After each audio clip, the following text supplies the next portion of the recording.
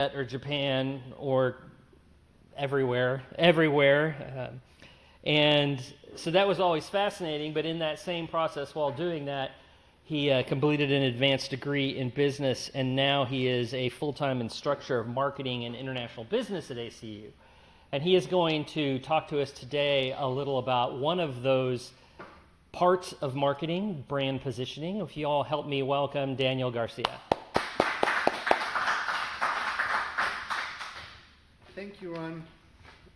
I haven't been to Tibet, maybe someday, but it's a pleasure to be here. I want to thank you for having me. Thank you, Ron, for the invitation, and thank you, Mike, for accepting Ron's suggestion of me coming to talk to you here today.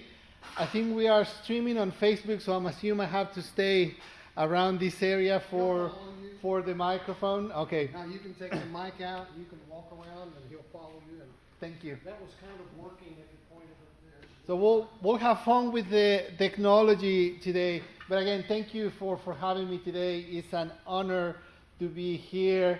Ron introduced me. Yes, I worked at ACU for 14 years in the recruiting office. My first job, I was the multicultural marketing specialist. My role was to bring more diversity to ACU. And at one point, I inherited all the international recruiting. So they changed my title to Director of Multicultural and International Recruiting. At ACU, we like these long titles that mean nothing. So pretty much my job was to create and execute a marketing strategy to bring diversity to ACU, and at the end, mostly working with international students to come. One of the fun parts about that is that you have to create a marketing strategy to recruit international students, but when you say international students, it means all these different countries. So every country has a different environment, a different set of schools, a different way to market. So we had to learn to adapt. And one of the things I learned while recruiting for ACU is this idea of positioning. And to introduce the topic of positioning, let me tell you a quick story. One time, actually was my first international recruiting trip after I inherited that role at ACU.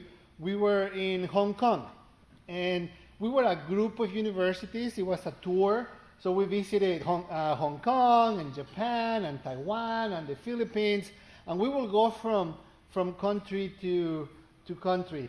Now, I've always been a very competitive person, and we were a group of Christian universities, and very quickly I felt this, you could call it like a group think, right? Kumbaya, we are all Christian universities, Christian professors, they know your name, and for me it's like, well, we have to tell the students more than that. Because when you keep saying small universities, small classrooms, for me, if I'm a student, is well, maybe nobody wants to go to your university, and that's why you have small classrooms. Now, this has nothing to do with the quality of the universities that were traveling with me. I think the issue was the communication that we were giving to students. In Hong Kong, we were making presentations. They let us make 2-minute presentation about our universities, stand up, say 2-minute things about university, move on. And I remember one of the universities, she had 2 minutes. So she was talking about they have beautiful benches on their campus, right? Their benches. And I'm like, this is what students are going to think. You have nothing else to offer. So that was the only time I went travel with this group. Now, I work in a Christian university. I know the value of a Christian education. And being from ACU, I know we are great at what we do. Now, we're not for everyone, but we are great at what we do, and that's why we have to communicate. Later on, I returned to Hong Kong, this time by myself, and I visited the same high school. This was a Christian high school. And in many countries, Christian private schools are the best schools and the most expensive schools. So parents and students know the value of paying a lot for a different type of education. I went to the same high school, and I was talking to the high school counselor, and she told me, yeah, well, our students think that a Christian university in the United States, it's maybe a little bit better than a community college. That was their perception of Christian universities. Now, is that true? It depends on the Christian university, and it depends on the community college, right? There are great community colleges, some not so much. There are great Christian universities, and academically some not so much. And so that's when I understood the idea that if I'm going to win in persuading a student in the other side of the world to decide to spend all this money, make an investment. If you think about it, my job was to sell a $120,000 service to people that may not even know where Abilene is, right? So if I'm going to win, I have to be able to position myself as a university as something exceptional. And so that's what I understood is not just about what I think I am, but what I need to communicate to others. And that's why I love the idea of positioning. I think it's one of the most important concepts in marketing, one of the most often misunderstood and often neglected. And so keep that word in mind, the neglected. The misunderstood, I teach this every year, and every year I have an exam, and then I have a student say, tell me about positioning, and yeah, this is where you put the products in your store, like that's not positioning. Or tell me about positioning, well, this is where you put your store in the city. No, that's location, that's not positioning. I told you in class 20 times, you had an assignment, let's go over, it's gonna be in the final as well. So if you indulge my academic side, since I work as a professor. Yeah, so if you can just click to the next one. Okay. So it's just 3 slides. I'm not gonna give you a ton of information with slides, but if you indulge my academic side with some definitions, right? That's how you start every college class. Here are the definitions about positioning, mainly so we all know we're talking about the same thing. The first concept is position. And that's the place a product, brand, or group of products, your service, occupies in consumers' mind relative to competing offers. The key word here is consumer minds. And that's why I love this picture. It doesn't matter what you think you are good at in your business. I mean, it matters. There is a cost to play the game. You have to be good. You have to be quality. When we're talking about positioning, it doesn't mean that you think you're great, whether you're right or not. What matters is where you live in the mind of the customer in relation to your competitors. That's the gist of what positioning is where does your brand, your product, your service, your idea live in the minds of your customer in relation to your competitors. Whether you do anything with it or not, as soon as your prospective customer knows about your brand, you have a position. Now, it's not whether or not. They have a position, they look at your business, I'm going to think about you in these terms, and that's your position. So that's why we go a step further and talk about positioning. We add the ing. It's a verb. Those are the actions you do within your marketing mix to influence that perception. And that's why I said that this concept is often neglected, is because you have a position whether you like it or not, but what we often do as businesses is just, I do my business, I know my business fundamentals, I'm doing this right, I have my advertising without intentionally modifying that position in the minds of your customers. Again, apologize for my academic slides. You won't be able to read this, but just to have it as a reference. So what are these positioning bases? Meaning, what are the items that you can position on? I'm just looking at the time here. One can be the attributes of your company. If you're a cell phone, do you have Bluetooth, or do you have 2 screens, or That's how people position products. Your price and quality is often how we look at position. How your customers will use it, so user applications. Right now, when we are right now in the pandemic, the way the people that use masks is different than before. Right? Before you were in healthcare or something else. Now the user is different, right? And so your product might change a little bit from person to person. And who is using it? Is it old people? Is it young people? Facebook used to be the social network for universities. You could not join Facebook without a university email. Now Facebook is for old people. Right? Now it's TikTok and Instagram, and we'll see what happens next. Who uses the product will position. Product class, if you think about your car, you have a sedan, a truck, an SUV. Those are bases for position. Who are your competitors? And I'll tell you more about our competitors at ACU. And emotions, right? It's made in America, it's made in Texas.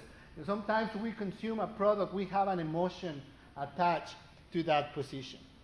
You cannot read this, that's not the point of this.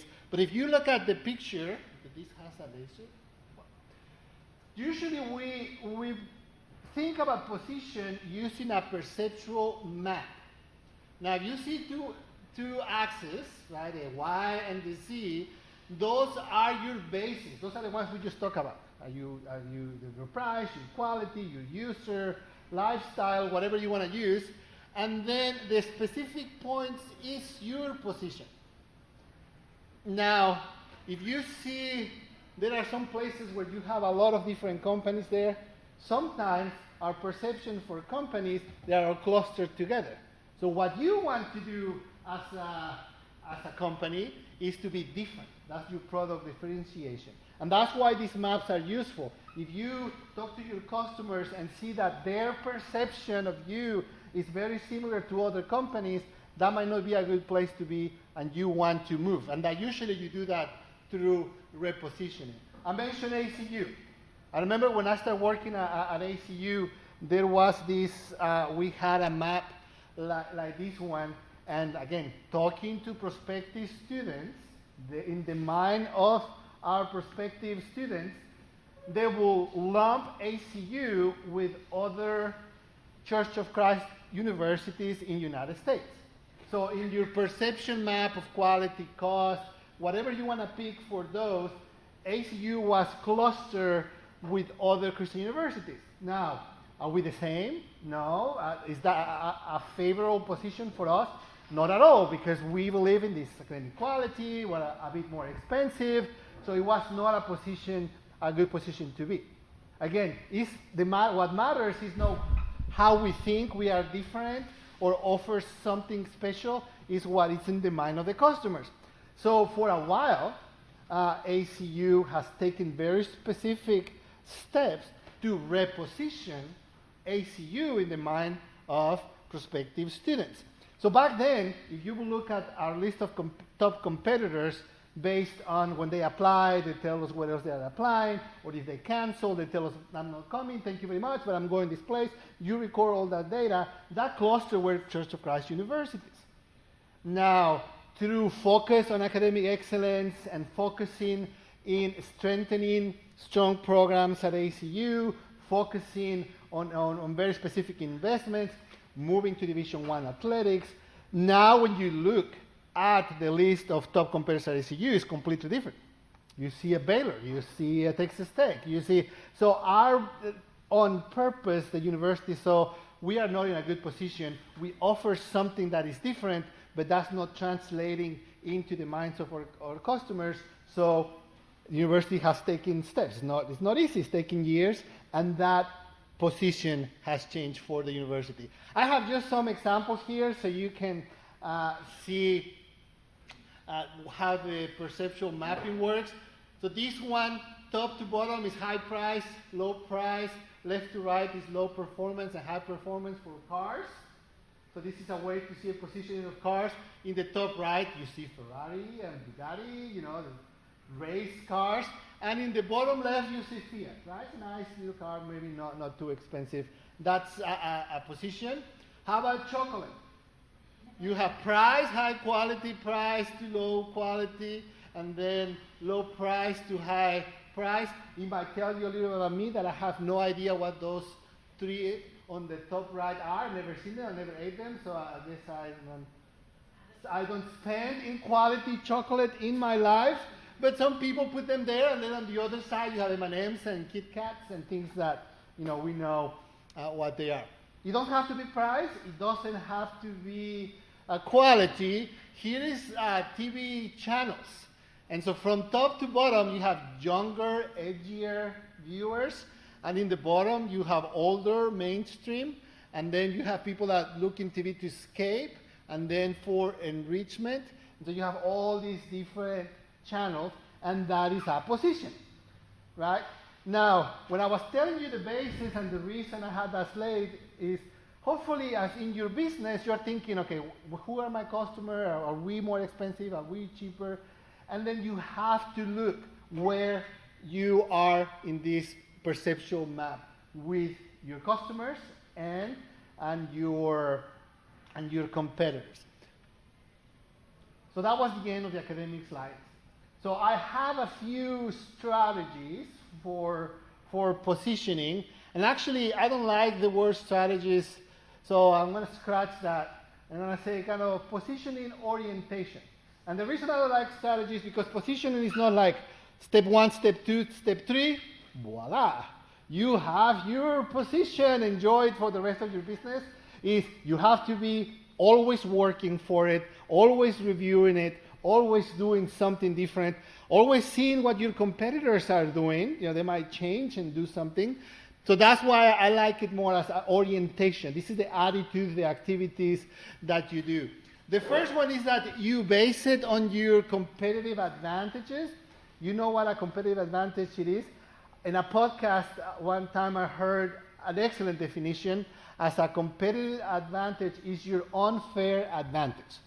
When you are there competing with your competitors, what do you have that is better than them, that is going to make you win in your way, right? Sometimes a small local shop is not going to compete with a national chain in who has more revenue and profits, but because you are local, you have relationships, and you are going to create enough revenue and profits for your goals and your employees and your family. So it's not always being the biggest of the best. It's what's your competitive advantage that is going to help you achieve your goals. So when we were talking about those bases, and you talk about your business and try to think, like, what are my bases, what I'm really good at.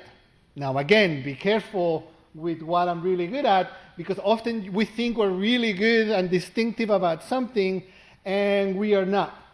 One time I was in Mexico, I did a college fair, then I went to visit a university that we have a partnership with, and there was another university that also have a partnership. So she and I, we went from the college fair to the university, we make our presentations. It's exchange students, so the English wasn't as high.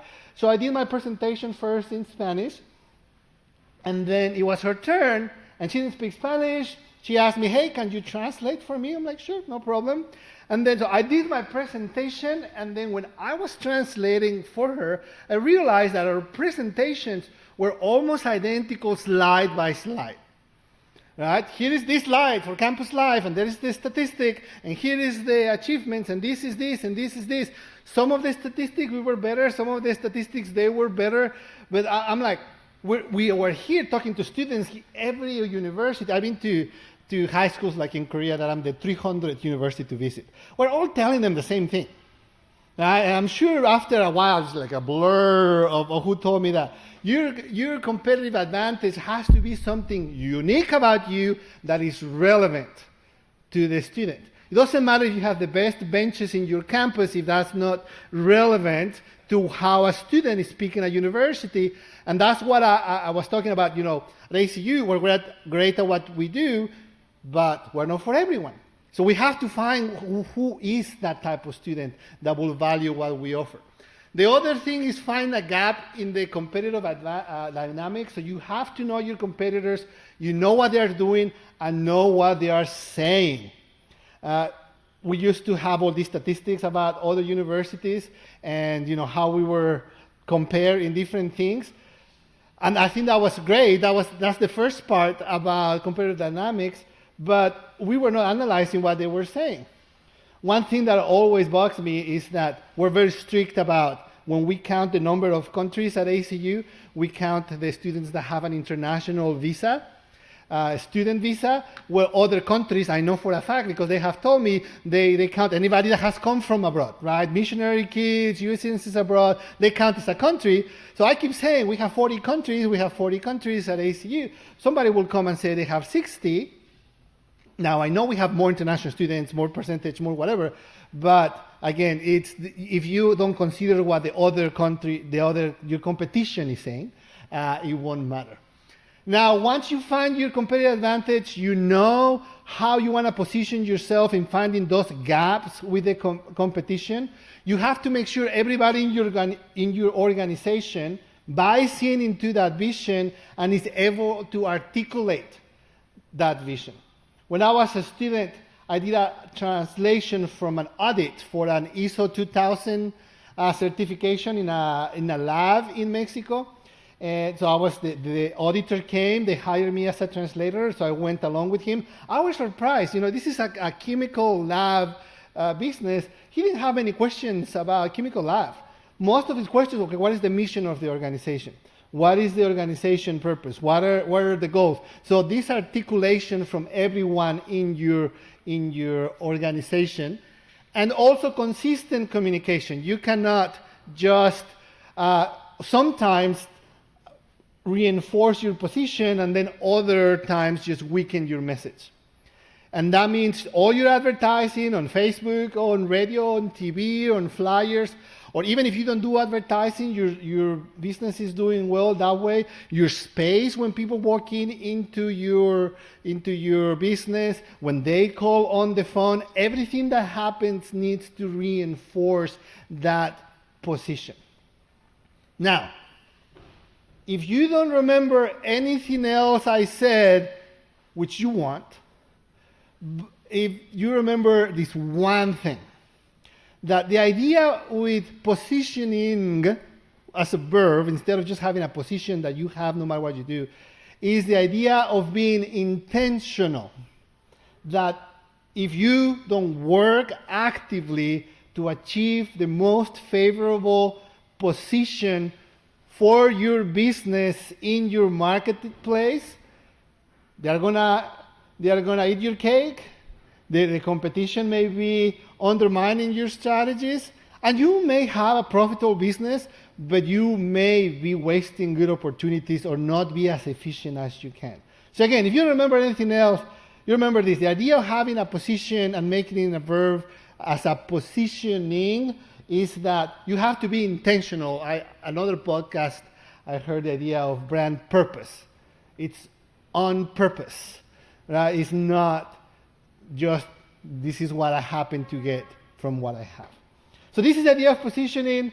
Hopefully it's helpful for your activities, especially again, if anything else is, remember to be active and proactive so you have the position that you want. Okay, so they told me to leave time for questions. I think we have like 10 minutes. Yes?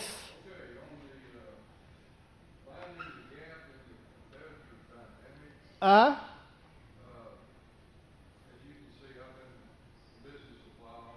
Uh-huh. Huh.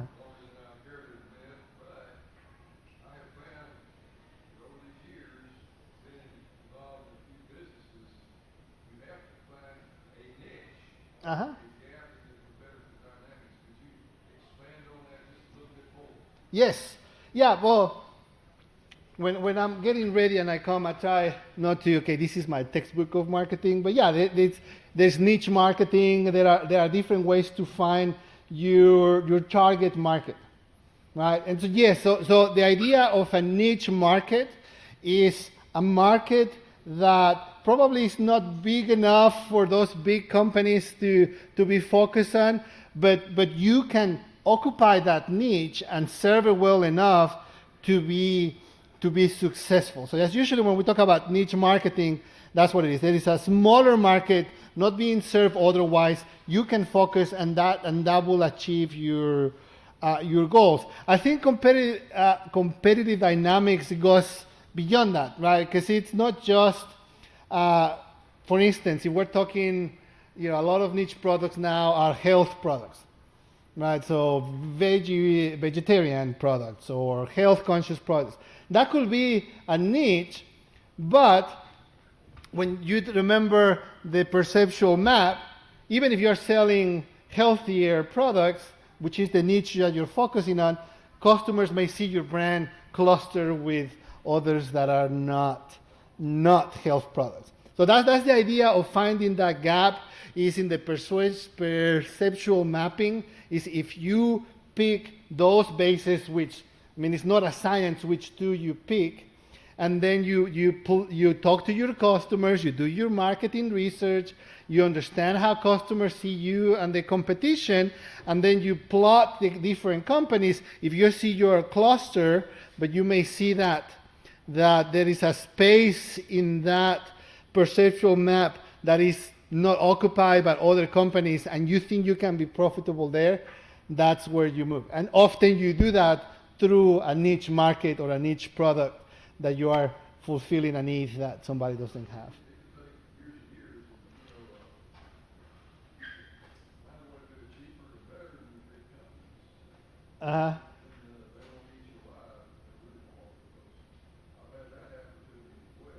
Mm-hmm.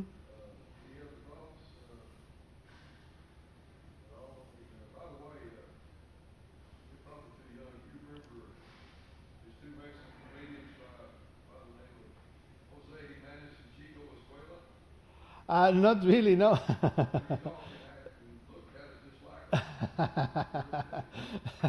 I know I do. Yeah, that's one of the things I'm worried about.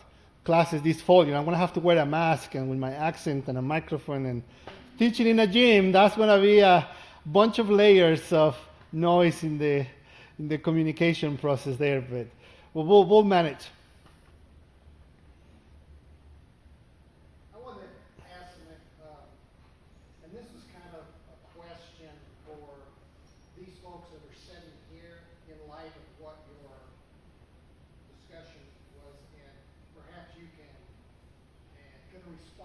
Mm-hmm. If I can get any of them to talk, we're all pretty but from a positioning standpoint and a competitive edge and so forth, I want to take as an example what we do as Abilene Startup Community, Mm-hmm.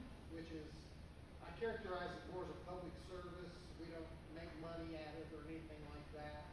And I see it as a small little cog in the entrepreneurial world in Abilene, And I don't know how to characterize it, but in terms of, I just would be curious with, we got marketing and education people sitting here.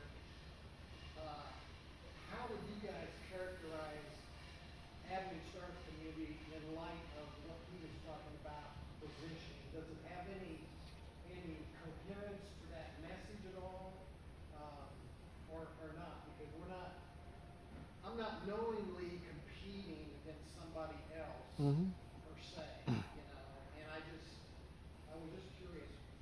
I actually have a question for Daniel that may help you with that. Okay. Because I thought about it during your thing. You talked about it's about what's in the mind of your customer, right? And you were talking about going around and doing the free Tracy, speaking to all these students. What did you ask potential students to find out how they position ACU? Mm-hmm. It's the same thing. Those are the questions that Mike could ask potential people for this. What do you think startup community is? Mm-hmm. So what questions do you ask for that? So in a conversation with a student, we have conversations in many settings. College fair, quick. All I want is your information so I can contact you later. You're not going to remember me out of 100 universities fair, but who are sitting in a hotel lobby with parents, the basic question for us is, what's your major, what you want to study, even when we all change our majors, and also what are you looking for in a university? And that's, I think, the first basic questions to start the conversation, to get to know the students. What are they looking for? Is that personal attention? Is that what's happening after the university? What kind of amenities you have? All the different things. So that's the basic, to know kind of what the student already knows. And that's the part of, they already been thinking of something, share it with me, and I can adapt my message that way. But also, when you ask about questions, is questions to challenge them, right? And so something I ask with presentations, beginning a presentation, is, okay, just think about what would happen if you pick the wrong university. And the challenge they have, because we all go to the school with a beautiful brochure, with one student of each color always smiling, and the grass is always green, and kumbaya, come to my university. And so kind of think, okay, what will happen if you pick the wrong university? And then, so what will happen if you pick the right university? So what do that looks like in your life? And usually what will happen if you pick the wrong university, they're very quick to answer, well, you transfer, or you don't have fun, or but what will happen if you pick the right university usually takes a little extra pushing, kind of the consequence of your decision, and it's like, well, I'll have a good time, okay? So what else happens if you? And so just having that conversation is, okay, I'll have better relationships. I'll learn these skills. It'll be easier to find a job. So instead of just starting by, here is my statistic of how many students, which are great at ACU, the amount of students that get jobs and how fast after graduation. Instead of starting with that, I will start making them think by themselves why this is important. And surprisingly, that's not something that they always think. And so this kind of consequence or implication questions on what will happen with your decision, that's some type of questions that I thought it will help me. Those are excellent questions, and I can even see using those for that thing. Mm-hmm. But I wanted to know how you determine what they think of ACU. Okay, what do they think about ACU? Often is, do you know anything about ACU? No? Okay. So that usually it depends of the setting. And that's what I was talking about, different markets have different things. There are places like Honduras that we have such a strong position that I need to go and reinforce that. We were talking about India. I tried to crack that market, and we couldn't figure it out. People have no idea. So questions about what they know about ACU. I mean, the first one is, do you know about ACU? And then ask them, okay, have you thought about Christian education? What do you think about Christian education? I think that one was very important because depending on who you ask, being a Christian university can be a great thing or the thing that scares them. So instead of launching into my speech, whether it is a presentation sitting with a family, how a great Christian university it is. So, wow, so what do you think about Christian university? Kind of, and that's a tricky one, try to assess what's their perception and then go from there. You want a Christian university? Come here. And this is why it is great. You're concerned about a Christian university? Well, let me tell you how it complements your regular education. So the same thing with cost, right? Doesn't matter how much they want to come, and the great scholarships that we have, if they cannot afford coming to the United States, we're just wasting their time and our time. And often my meetings were coaching, okay, if you want in the United States, but you don't have the funds, these are some options that, even if it's not ACU. So when we talk about ACU, what do they know? What do they think about ACU? I think I will assess their major, because that would determine if we have a good match with them or not, if we have a strength in what they want to study, the Christian part, and later on, kind of carefully assess. So you ask them to try and get what's Yeah. in their mind about ACU, and Uh-huh. they don't know anything about ACU. Uh-huh. You kind of zoomed up to the next level. Yeah. So, what do you think Christian universities? Uh-huh. ACU is a Christian university, so they may have thought about that. Mm-hmm. So there's that's And the majors. And part of it is when I'm recruiting a student and I'm sitting and trying to persuade them, maybe, that's not the time to determine all the information to come up with a positioning, right? And so I go to a country, I have a understanding of that country. I go to a high school, I have a general understanding of that high school and what type of students are there from experience and research. We ask all these questions at the time of application, at the time when they come, at the time when they cancel. So we have a lot of points where we can get into a place when I have a conversation. I already determined my position, and I think that was one of the mistakes in the beginning that I had is I researched how do you recruit international students, and there are all these opportunities, and you're doing all these things, and some of them work, and then some doesn't, and it required more focus.